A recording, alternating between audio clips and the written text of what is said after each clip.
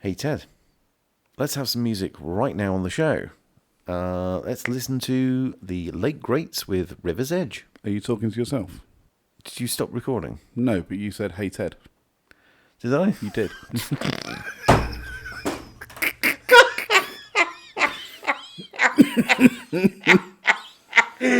Oh, do you know what? Do you know what? I think the thing is, I've listened to previous episodes so much that I'm so used to hearing you say, hey Ted. Hey, Ted. Hey Ted. That I'm now getting to the point where I'm saying, hey Ted. I'm Ted. You are Ted. Right, okay. Excellent.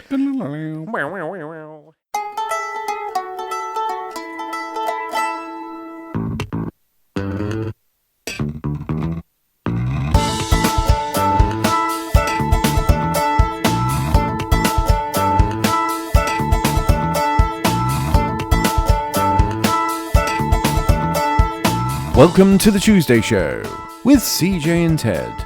This week, it's not my way and it's the wrong highway, and much more.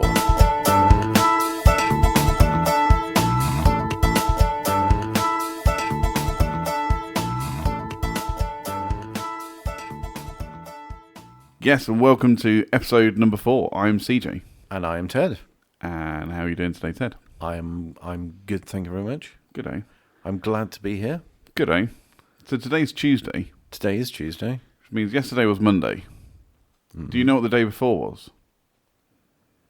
No. Hang on, this is not difficult. The day before Monday was Sunday. It wasn't just any old Sunday. It was Super Bowl Sunday. Super Bowl, do you know what Super Bowl Sunday is? I do not actually know what Super Bowl Sunday is. I think I know what Super Bowl is. Mm-hmm. It's a game, and I know what Sunday is.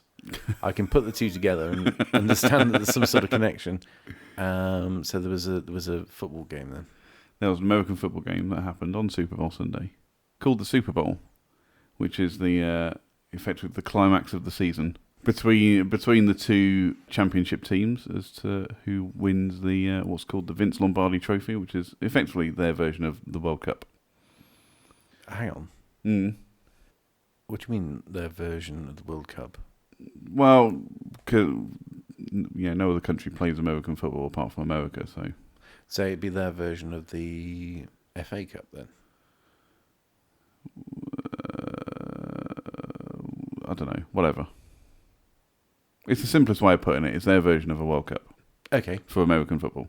Okay. So, yeah, it's the trophy to get. So, I won't spoil it by saying who won.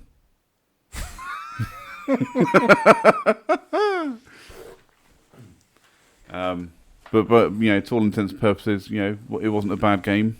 New England Patriots versus the Philadelphia Eagles. It was a good game.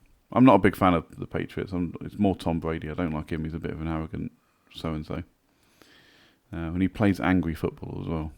Yeah. I don't know if you understand what I mean by angry football. No, I don't. Basically, so... I barely understand what you mean by football. Okay. So, Tom Brady he plays a position called quarterback. He's effectively like the team captain. And when his team are falling behind, so they'll get to, later on in the second half of the game and they'll be down by, I don't know, let's say 20 points. He gets a bit angry and starts playing really, really well. Right. Because he's angry. Okay. He's like using the dark side of the Force. He draws his strength from the dark side. Right. And ends up coming back to win games that way. Right. I'm not saying he won, this Super Bowl. Looks like some people may not have watched it yet. So a bit like having a guard dog that you poke with a stick.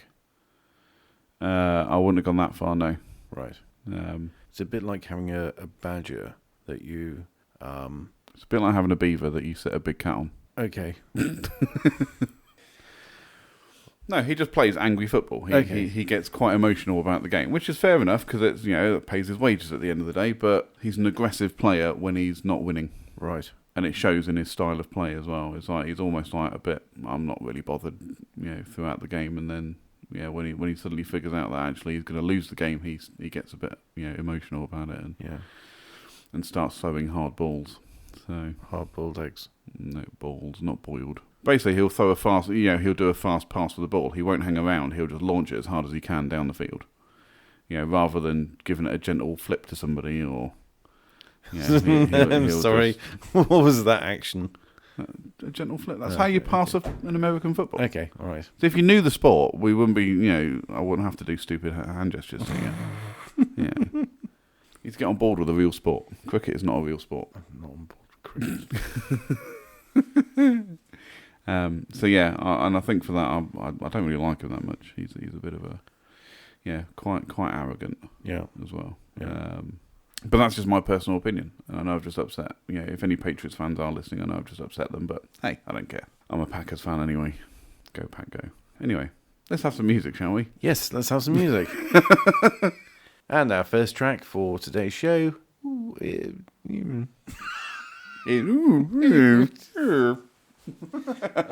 God! Do you know what? The worst thing is, I was going to launch straight into it, and I bet it would have been absolutely spot on.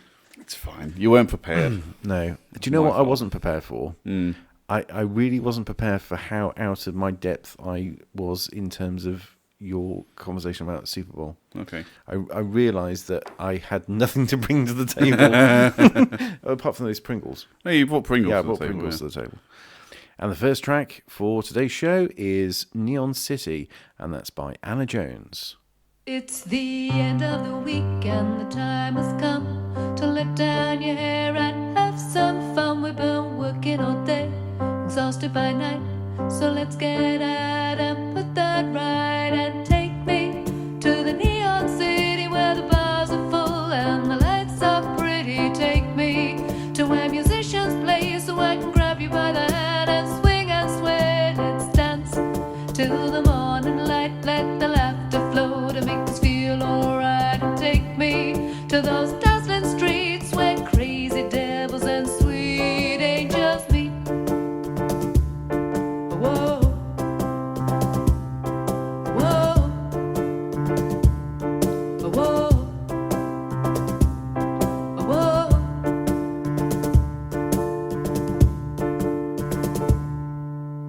Monday again, before you can blink, no time to stop, no time to think. There are bills to pay and mouths to feed, but tonight there's something else I need. So take me to the neon city where the bars are full and the lights are pretty. Take me to where musicians play so I can grab you by the hand and swing and sway. Let's dance till the morning light, let the laughter flow to make us feel alright. And take me to those dazzling streets where crazy devils and sweet angels meet. Oh, whoa. Oh, whoa. Oh, whoa. Oh, whoa.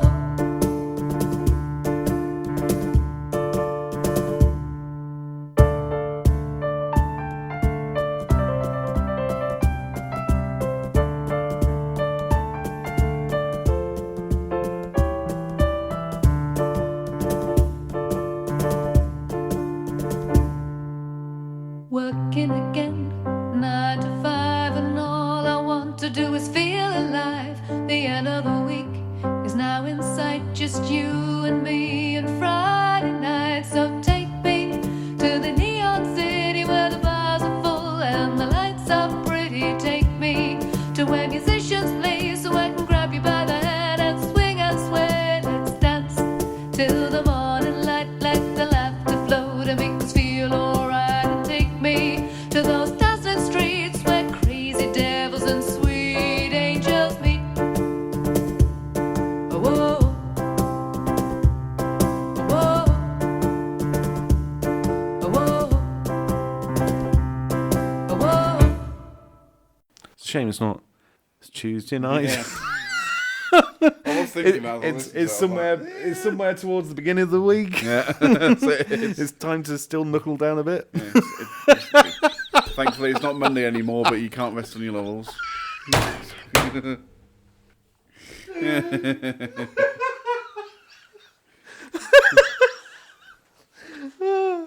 Oh dear.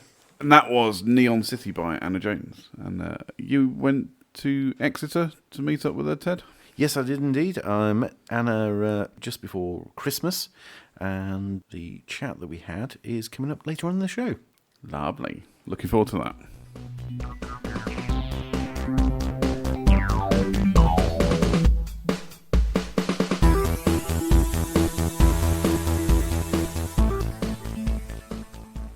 So, Ted, I spoke to you on the phone the other day, and you were on the M6.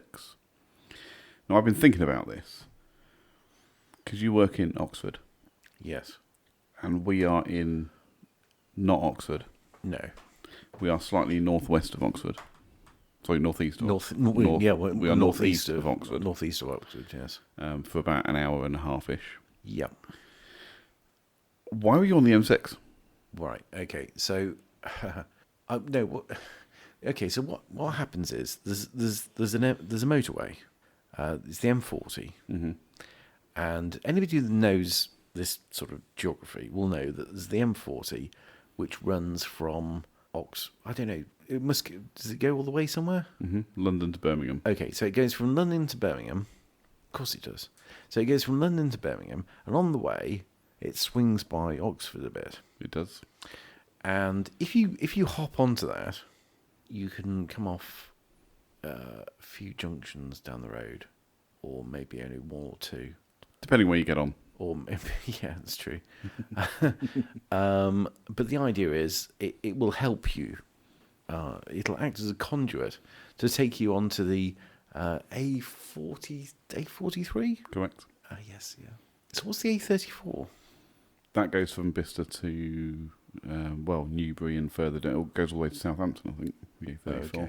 Okay. But that's the one that, when you come off the M40, you'll get on the A34 and then head away from Bicester down towards Oxford.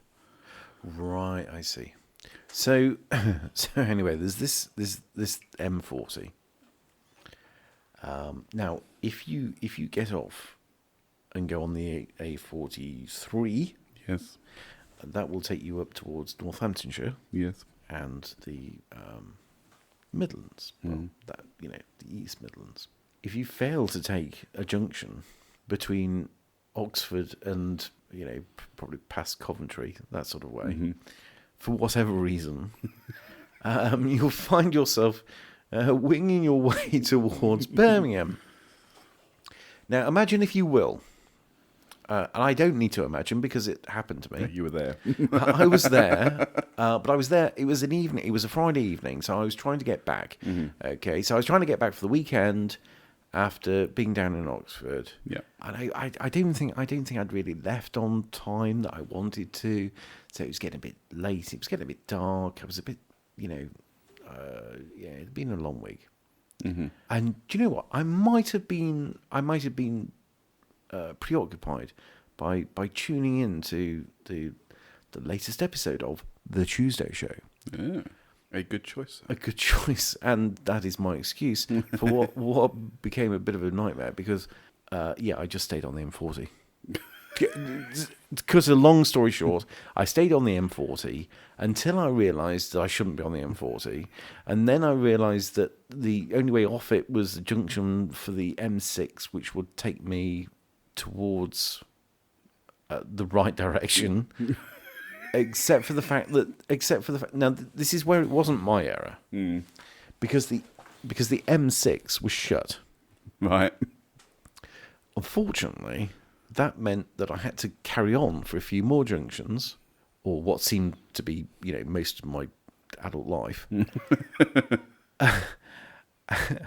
and I ended up funneled into a situation whereby I needed to pay the M6 toll, which I don't even know how much it was because it was contactless. But what is it? £5 something? £5.90. £5.90. Yeah. What about? Does it depend on which time of day it is? If it's after 10 o'clock at night, it goes down. I don't know. It was probably getting close to it by then. Because I did try to avoid it. I was thinking, how do I get out of this? Yeah, so I paid £5.90 or possibly less to go on an M6 toll, and in my experience, the M6 toll is for one thing only, and that's going north. Okay, that's not going north from Oxford. No. That's going north from Birmingham. Birmingham. Yeah, from anywhere vaguely south of Birmingham. Yeah, that's for going towards Manchester, Liverpool, Yes, Staffordshire, yeah. Scotland. Scotland. But parts of Wales. Yeah. But here's the bit that confused me, right? So, and again, just in case the listeners aren't 100% au fait with the geography of this, so you head north on the A34. Yes. After coming out of Oxford, and this is basically like the primary route between effectively the M4 and the M40 if you want to go past Oxford. So you come out of Oxford, go north on the A34, you get on at the M40 at junction 9 at Bicester. You have to travel one junction to then get off to go down the A43 towards Northamptonshire. Come up the A43 northbound towards Northamptonshire. At what point did you realise you'd missed the junction? Where were you when you suddenly realised I'm still on the motorway and I shouldn't be? I was quite a long way. Because that's a long stretch between Oxford and Birmingham. Are there some services along the way? Warwick services, yeah. Yeah. I think it's when I stopped at Warwick services to really assess my situation that I realised. And after that, it was road closures and things that just caused me more. Surely there would have been a point where you could just, right, I'll come off at this junction, I'll turn around and go back. Do you know? Because you've ended up going all the way up the M40 to Birmingham, but you've then also gone on the M42 between the M40 and the M6, which goes northbound past Birmingham, to then go the wrong way on the M6 and to head northbound on the M6 and end up on the toll road. Well, do you know you couldn't have gone more wrong. Okay, so when I'm at Warwick services, I punched it into the sat nav thing, and that's when the trouble started. Damn the sat nav. Yeah. Well, okay, so that's where the trouble continued. That was trying to take me down the M6, and then the M6 was shut, and then it was trying to take me down the M6 the wrong way so that I could do an about turn, which that wouldn't work either. So I was really, I was making up. I was really making it up as I was going along. In the end, do you know the real sting in the tail is, when things like that happen. You still paid £5.90 for the toll road. I paid £5 each way. I paid not each way. I only paid once. I don't know how that happened. So how did you get back? I do not know. But by this time, I was just glad that I was on the move. So the real sting of the tail is that last night, Please don't tell me you did it again. I didn't do it again, but I didn't quite take the junction that I intended to. I still overshot the A43 and ended up on the A422. Yeah, from Banbury towards Northamptonshire. Yeah, so that's where I came off this time. That's amazing. What a great story. And then I wasn't sure what to do.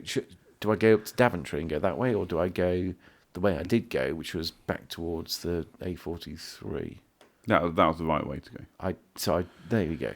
Yeah, that was the right way to go. Good. That's what I would have done if I'd have missed that junction for whatever the reason. Yeah. Come off at Banbury. Yeah. Down the 422 towards Milton Keynes and Northamptonshire. Get back to Silverstone. Yeah. Get on. Yeah, jump on the. Well, see, there's a couple of ways. I'd be no good at actual Silverstone. I'd never find the pits, would I? Also, there's two ways you can go.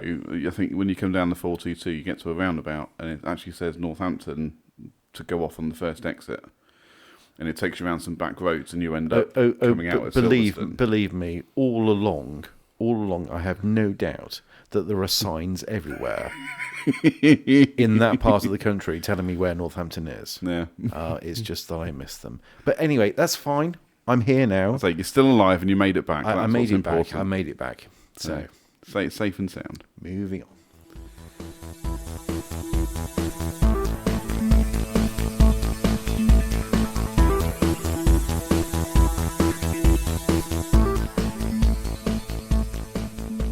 So anyway, CJ, between Christmas and New Year, I went down to Exeter and I met Anna Jones. He's a singer-songwriter. Cool. Responsible for one of the tracks we've already heard on today's show. And we had a chat about her music, and playing herself into that chat is Anna Jones. Opening my eyes, I see the sun still shining. Maybe every cloud does have a silver lining. One day I'm sure it will start to rain, but for now I'm just glad to be happy again. 'Cause you see me, you know me. It's taken so long, never thought you would sing my song. You hear me calling, you stop me from falling. With you I belong, 'cause you know how to sing my song. A new day has started and it makes me excited to see you by my side, joining me for the ride. With the wind in our hair, in our minds not a care. Just hope that the weather is set to be fair. 'Cause you see me, you know me. It's taken so long, never thought you would sing my song. You hear me calling, you stop me from falling. With you I belong, 'cause you know how to sing my song. Lying in my bed with you in my head, you light up my dreams, love's bursting the seams. The nightmares are gone, it's with you I belong. You keep me safe until the break of dawn. 'Cause you see me, you know me. It's taken so long, never thought you would sing my song. You hear me calling, you stop me from falling. With you I belong, 'cause you know how to sing my song. You see me, you know me. It's taken so long, never thought you would sing my song. You hear me calling, you stop me from falling. With you I belong, 'cause you know how to sing my song.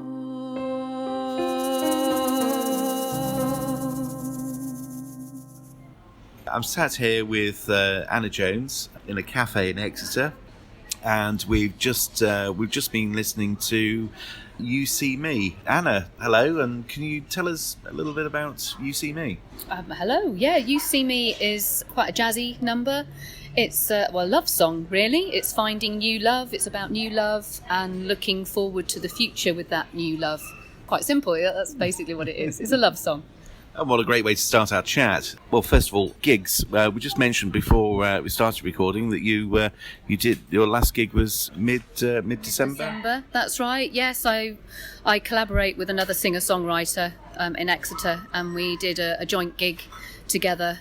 It was quite an intimate gig. It was about 40 people or so, but it was really nice. It was lovely, sort of pre-Christmas music afternoon. So yeah, that was fun. But otherwise, I do pubs normally. Restaurants, that type of thing. Okay. So normally quite a smaller crowd then? Yes, normally, although I have played, in the summer I did a charity gig in Cornwall, and that was to around about 100 people, but normally it's smaller pubs, bars, that type of thing. And are you playing your original music, or are you going back to covers? Because we've listened to a lot on SoundCloud from you, and it's a bit of a range between the originals and the covers. That's right. Yeah. Well, I do like songwriting. I really, really enjoy songwriting. it's a bit of a passion of mine. Depends on the venue, really. Pubs tend to want covers because that's a bit of a crowd pleaser. Play something we know. I know, exactly. People always want to hear something that they know. Yeah. But some of my originals always go down quite well in that situation too. So I do tend to do a mix. It really depends on the venue and where I am. Sort of smaller restaurants, bars, I can do more originals. Yeah. But in a pub, I would do more covers. And I tend to do sort of soul, jazz covers. Yeah, I mean, listening to the covers that you got on SoundCloud, you just imagine you sort of draped over baby grand piano with a martini as you're singing along.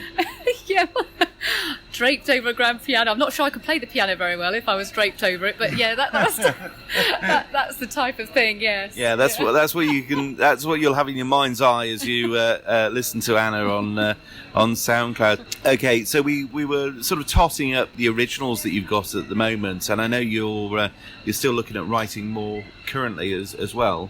But we had 2, 4, 6. So you got about 8. 8 at the moment on SoundCloud, yes, and I've got another one that I want to put on, and I've just written another one, so that's 10. So that's enough for an album, I reckon. So I do. Hopefully next year, I want to put them all together and to get proper recordings and get a CD out. That would be great if I could do that. And my little project for next year. Yeah. So CD and online as well. Just tell me a little bit about the recording process that you've used so far. Well, I've got an 8-track recorder at the moment that I plug my keyboard into, so I can record straight into that. Yeah. And then I've got all the sound. I've got microphones. I've got a dynamic mic for my cajon that I play, and so then I do the vocal. I do it all separately. So I record it all separately onto the different tracks. Just to explain to me, a cajon, what kind of instrument is that? A cajon is a Peruvian drum. It's I don't know if you've seen it. Quite a few drummers tend to use them in smaller and more intimate gigs when they can't take a proper drum kit along. And you sit like on bongos? Well, no, it's a box. Cajon is the Spanish word for box. Right. And so it used to be that sort of Peruvian workmen would sit on packing crates. That's where it's all come from. And they would sit and they would make a rhythm, literally wooden boxes, while they were working as a recreational thing. And it's grown, obviously. And it's a proper drum. It looks like an oblong box that I sit on. And it's also got 4 guitar strings that go down the front plate of it. And so then you can get the sort of a punchy snare, like you would on a drum kit, snare type sound. And then you've got the bass sound on it as well. Yeah. A lot of variation of tones from the drum, Yeah. and lots of different rhythms. So you've got that. You've got the keyboards and other percussion instruments as well. Yeah, well, I just use I've got a foot tambourine, which I use when I'm gigging. I put a tambourine on my foot. And I've got shakers as well that I record with too. So then it creates such a much more fuller sound, obviously, than just voice and piano. And the vocals, of course. So you're one of these people that explains why some people have more than their fair share, and then you end up with people like me that have got no musical talent whatsoever. So in terms of gigs, obviously we're recording now. We're going out in the beginning of the year, January, February. You'll be listening to this. What have you got in terms of gigs going forward into the new year? At the moment, March is my first one. I've got a gig booked in March, which is a concert, charity concert that I play with other local musicians. I'm hoping. Where's that? In Topsham, so that's just outside of Exeter. Okay, yeah. It's the Acoustic Cafe concert, it's called, in Topsham, and that's on the 16th of March. So that's definitely booked in, and hopefully I can go back and play in the local pub that I normally play in to book it. So it's a difficult time of year because pubs are busy over the Christmas period, so I can't really approach people until the new year. So next week I'll be messaging everybody again and trying to get some bookings. And then there's the Southwest Festival of Food and Drink, which is held in Exeter every year. I did it last year, and hopefully I'll be able to play there again next year as well, which is great. So is that how I would imagine it? Lots of food and drink, and then right. Sort of beer tents in the evening, that sort of thing. Exactly, that's right. It's held at the Exeter Castle. Oh, right.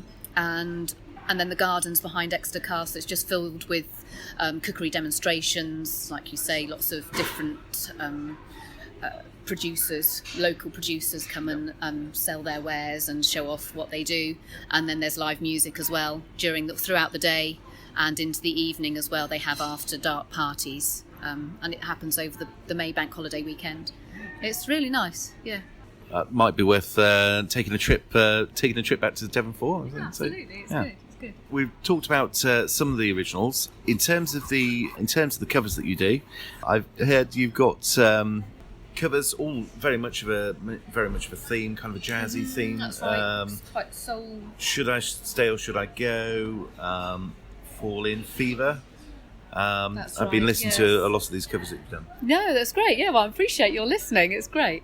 That's right. Yeah, I tend to do covers that are more soulful in nature, and then like the Should I Stay or Should I Go, I've changed completely because that was a Clash song, obviously. Yeah. And so I've really slowed that down and made it more bluesy, more soulful.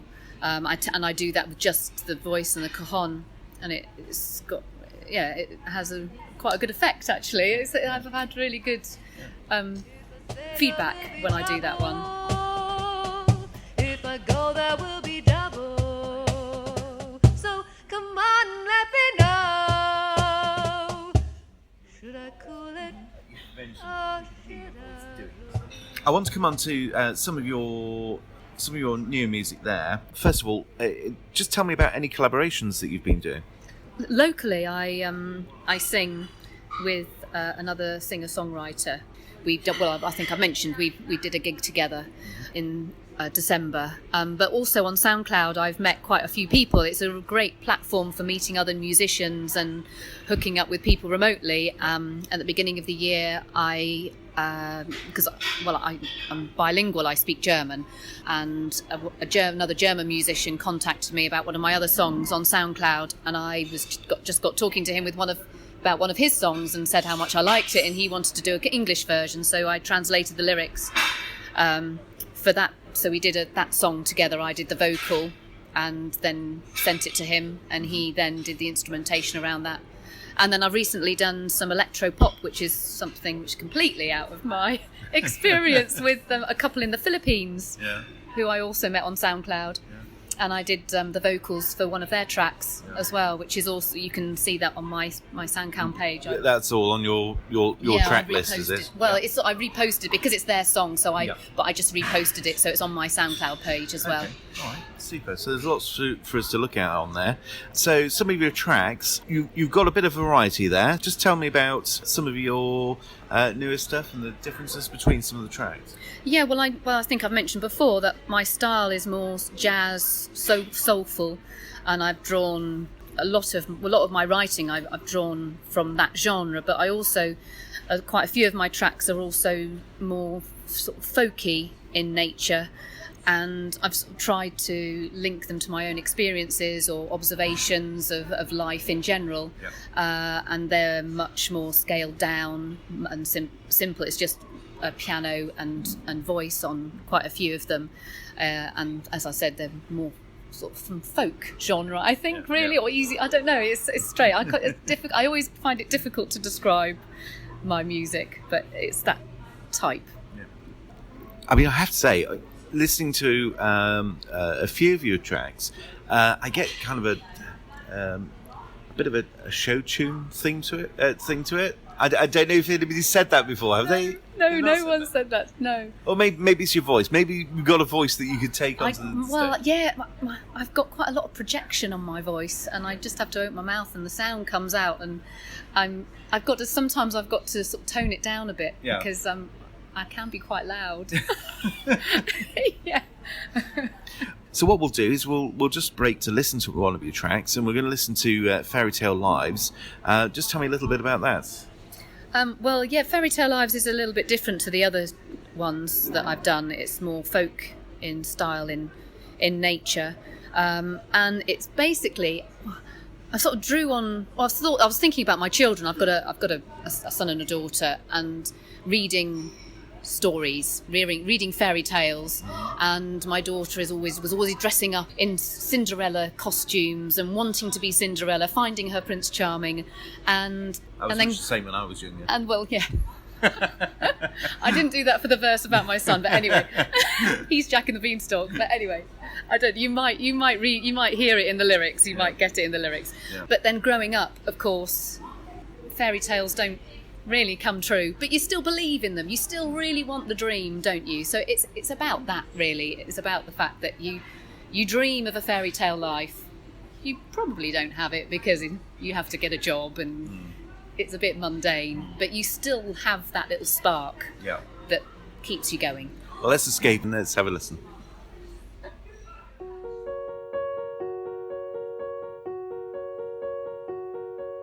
There once was a girl with stars in her eyes. She believed all the fairy tales except in their lies. A beautiful princess was what she wanted to be, with her own Prince Charming for all eternity. Well, this is the story of me and you, wishing our fairy tale lives would come true. No wolf would come to blow our house down. We'd be safe in our castles, in our lovely silk gowns.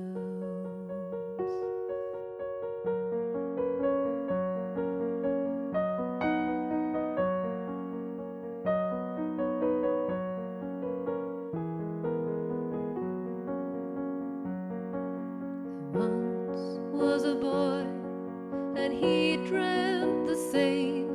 His ambitions all told of great fortune and fame. With the help of some magic, he climbed so high, there's no telling what you find at the edge of the sky. Well, this is the story of me and you, wishing our fairy tale lives would come true. No ogre will come to devour us for tea. With all the gold in the world, we will be free.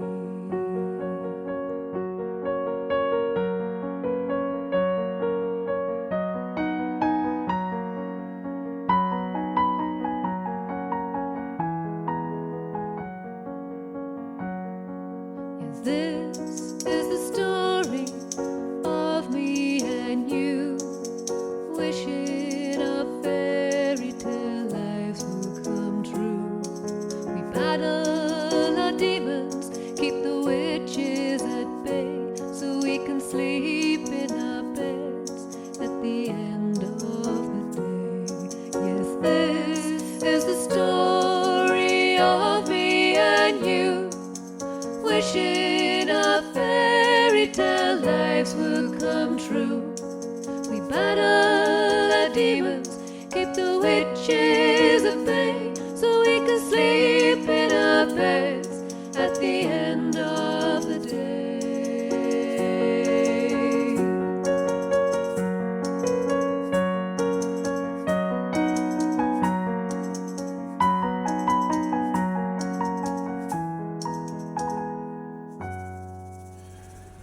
So, Anna, last thing before we leave you is, where do we find your music? Where do we find more about you online? Well, I'm on SoundCloud. I'm a big user of SoundCloud, Anna Jones Music. And then from there, I've got links to my Facebook page and also my YouTube channel. I've got a couple of videos of my songs on YouTube channel and some live performances. But if you just search for Anna Jones Music, you should be able to find something. Fantastic.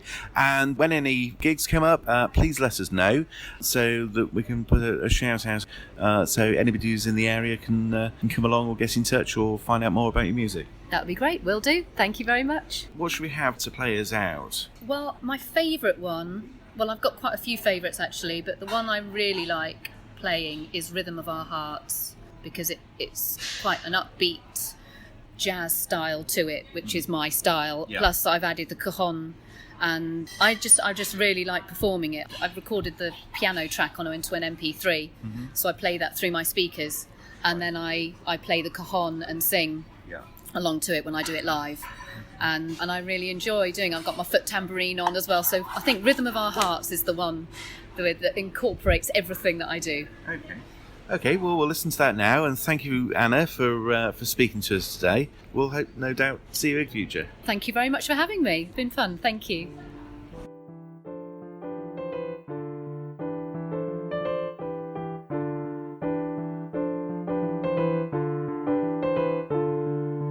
Lazy summer's nights, laughing till the morning light, footloose and fancy free, gazing over a shimmering sea, and out of those golden skies I saw the spark of love in your eyes, and our hearts started beating as if they were one. I could feel the heat of the fire to come. We fanned the flames right up to the sky, setting the sparks soar us high. The rhythm of our hearts will never break us apart.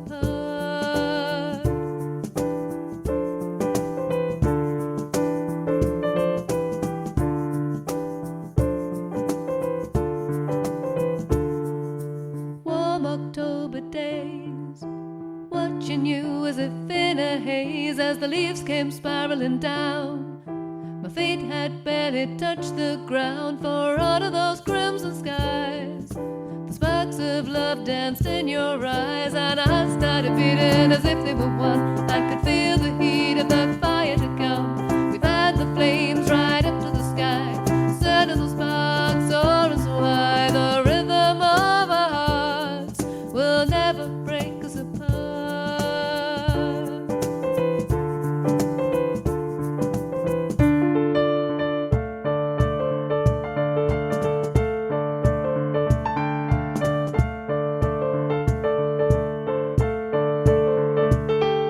The embers glowed through the winter's nights, sparks were flying up out of sight. Let's make them sizzle, let's make them soar. The rhythm of our hearts can't make them roar. For under those pale blue skies I can feel that love never wanting to die, 'cause our hearts started beating as if they were one. I could feel the heat of the fire to come. We fanned the flames right up to the sky, setting those sparks soar us so high. The rhythm of our hearts will never break us apart.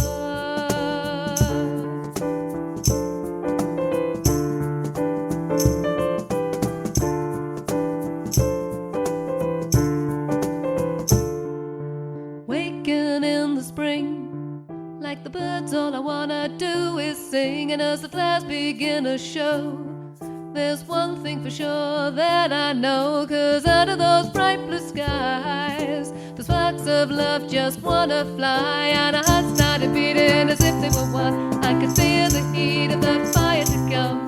We fanned the flames right up to the sky, setting the sparks soar us so high. The rhythm of our hearts will never break us apart. The rhythm of our hearts will never break us apart. No, it will never break us apart. Do, do, do, do, do, do, do, do, do, do, do, do, do, do. And there we have it. That's Hannah Jones. And all the details will be on the podcast description. Lovely. It's a good song, and yeah, I like that. Yeah, absolutely.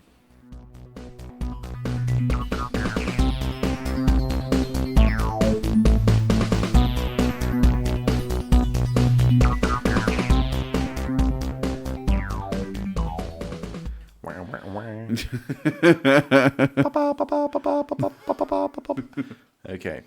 That was a bit like Morse code. It was more. Do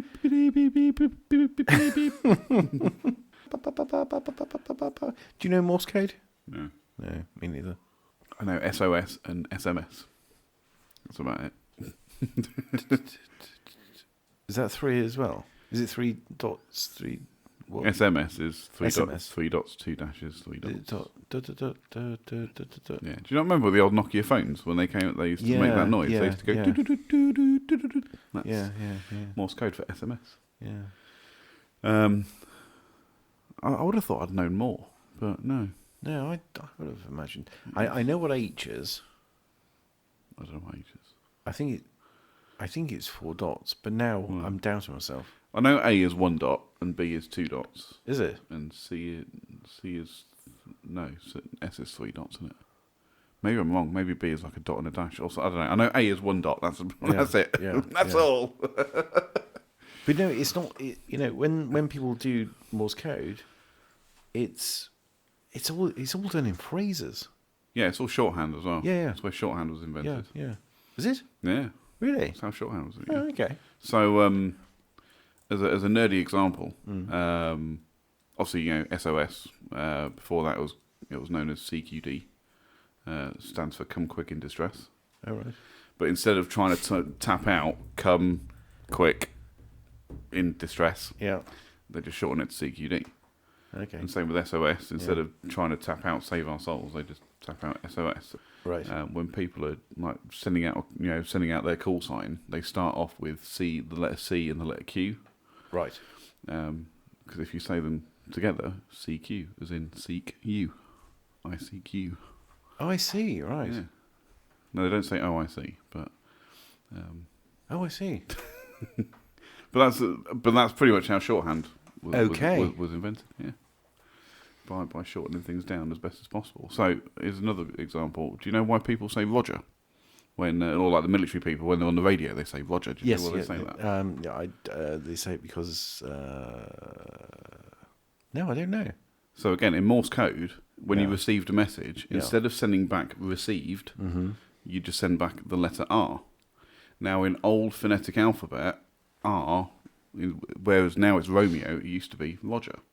Really? So rather than saying received, they just send back the letter R, and then when it came on to talking on the radio, they just say Roger. R for Roger. There you go. Every day's a school day. It is. What a nerdy lesson. What an educational podcast we have for you today. Yeah. I love those little facts, though. I find those things really interesting. Yeah. Just go, why Roger? Where's Roger come from? Yeah. So, there you go. Yeah. Roger. Wodwick. Rudolph the Red-Nosed Reindeer.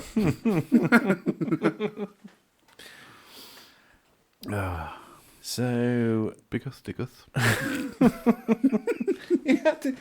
I thought about it. I thought, no. What's wrong with Bickus? Biggest Dickus. One of my pistol friends. Yeah, exactly. It's a character name. Nothing rude about that. So...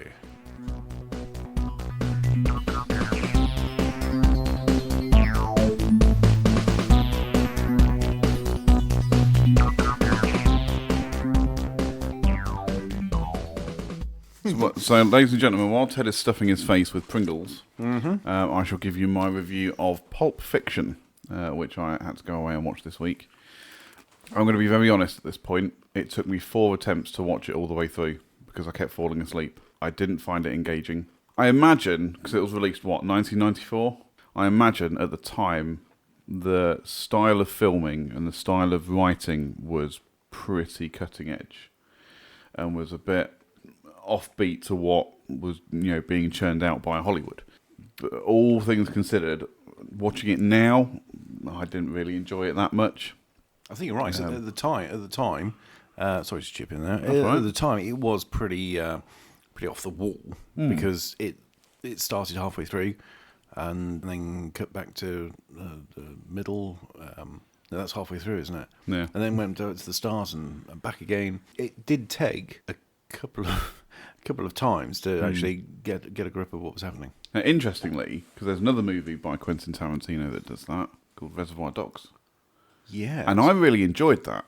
I liked Reservoir Dogs as a movie, all told.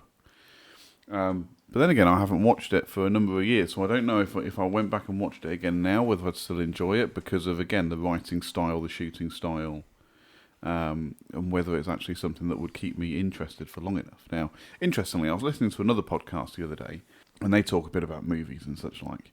And they gave me an interesting idea, which probably everybody at home does this as well. When you're watching TV or watching a movie, you can gauge how good it is or how interested you are in said movie by your mobile phone. How often do you pick up your phone when you're watching the TV? And it's something that I found myself doing whilst I was watching Pulp Fiction, is I kept picking up my phone and having a look and checking Facebook and Twitter, and because I wasn't actively engaged in what was going on. I'm not into movies about heavy drug use, and God knows what that dancing was about between Uma Thurman and John Travolta halfway through, when they're in that diner. But yeah, like I say, I'm sure at the time it was a great movie, and I know loads of people rave about it, and as we've said before, heavily referenced. Le Royale with cheese. That was probably my favourite line out of the whole film. Le Royale with cheese. It was the fast food element of the exactly. the film. By the way, apologies. I think it was probably me that was texting you just to see where you're up to with watching Pulp Fiction. You were texting me to stop me from falling asleep. But yeah, I did struggle watching it. But like I said, I'm sure it's a great movie, and if you're into that kind of filming style, I mean, I'm not a massive Quentin Tarantino direction fan. Like I say, the only movie of his that I've seen that I really enjoyed was Reservoir Dogs. Everything else that he's directed, that I've seen, I haven't really engaged with. So you're talking, now Pulp Fiction, you're talking Kill Bill, you're talking Grindhouse and Death Proof. I didn't like them. You're talking Inglourious Bastards. I haven't seen that yet, but I'm not really interested. Yeah, because it's a Quentin Tarantino directed movie. He has a unique style, and it's a style that doesn't sit in with my flavour of movie. So there you have it. That's. If I'm being perfectly honest, I'd give Pulp Fiction a 1 out of 5. Ooh, but that's my honest opinion. I mean, that's me watching it 24 years later. Yeah. 24? 94 it came out. So I don't know. That's you watching it sometime later. 22 years later. So yeah. That's me watching it 22 years after it was first released. And I imagine at the time it was probably getting 4s and 5s because of its cutting edge style and because it was completely different from what Hollywood was pushing out. But yeah, now I've gone and watched it. Just a 1 from me. A 1 star. Yeah, wow, this is the first time it's happened in all of 4 4 episodes. But Tarantino. So if we've got any listeners who are big Tarantino fans, I know one. My brother's a big Tarantino fan. Really? Yeah, he loves Tarantino movies. Oh dear. But the thing is, Quentin Tarantino, as a producer and a writer, I think is really good. So if you take movies like From Dusk Till Dawn and Desperado, they're not directed by Quentin Tarantino, but he wrote and produced them. Did he? Yeah, they were directed by a guy called Rodriguez. I've forgotten his first name now. I want to say Ricardo. No, it's not Ricardo. Something Rodriguez, anyway. Andre? No.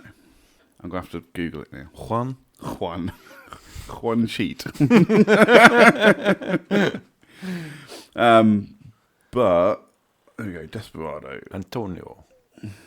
Directed by Robert Rodriguez. Yeah, Oh, yeah. Wasn't Roberto. No. That was totally racist of me. I apologise. Robert Rodriguez.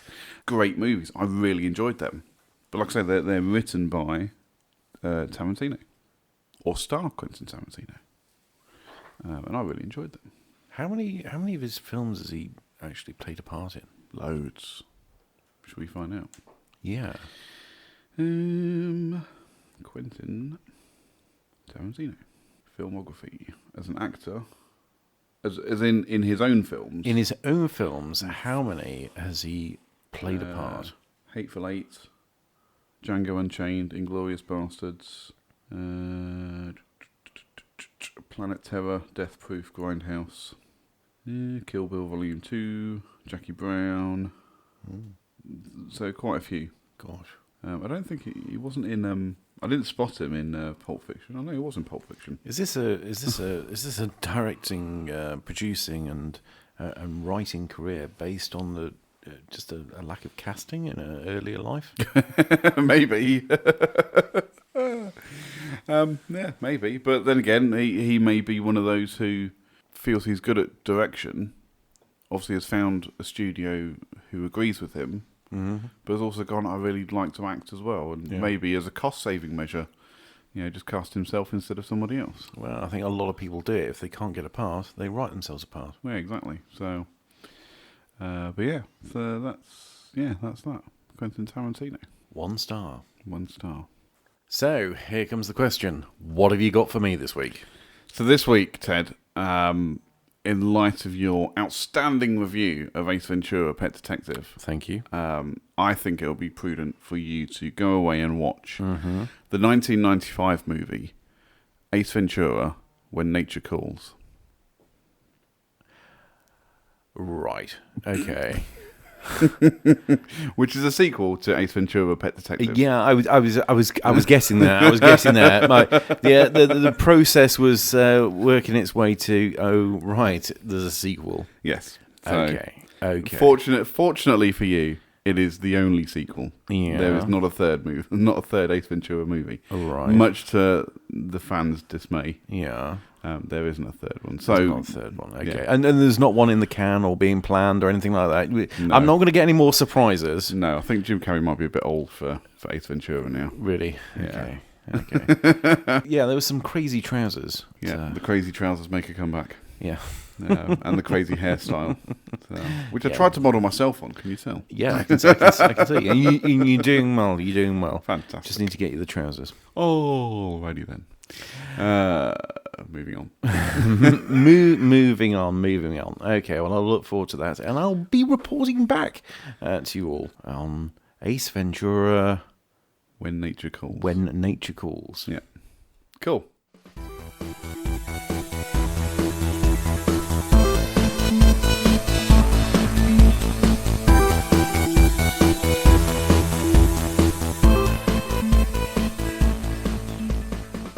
And now it's time for another track, and we're going to go back to The Lucky Face, who we featured on episode 1 of this show. This song's called Loretta from the album AI.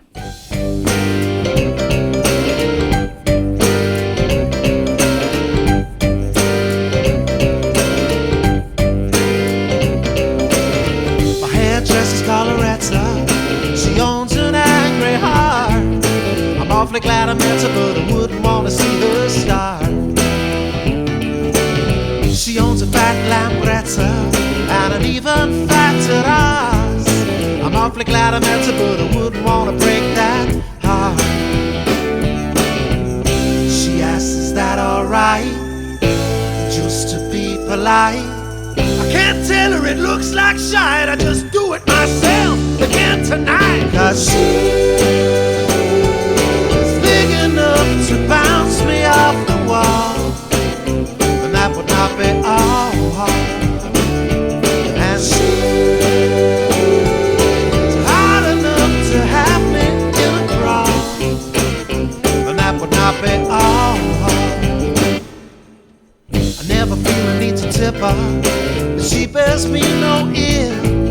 She's always pretty chipper, but it's probably just the happy pills. She likes to talk for hours about the deeds that she has done, and then she'll show you a picture saying, here's what you could have won. I sit at home at night beneath the mirrored light, wondering if one day might Loretta actually get it right. 'Cause she's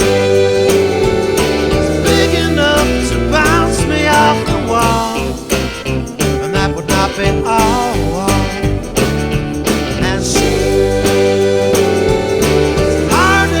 To have me in a brawl, and that would not be all. It pays you plenty to know you're wrong from right. You must be nice. You've got to be nice. That was episode 4 of The Tuesday Show. As always, you can catch us on Twitter at Tuesday_podcast, on Facebook, The Tuesday Show Podcast, and on Instagram at The Tuesday Show. Don't forget to get in touch on email, CJ and Ted at thetuesdayshow.co.uk. You can also catch Ted and myself on Instagram, Twitter, and Facebook by searching for at Ted James Media and at CJ Brooks FM. That's it. He's Ted James. I'm CJ Brooks. It's been emotional. Goodbye. And she's hard enough to have me in a brawl. And that would not be all. And that would not be all. And that would not be all. Hey, Ted. No. Oh, bollocks. Who are you? Who am I? What day is this? Oh, my goodness.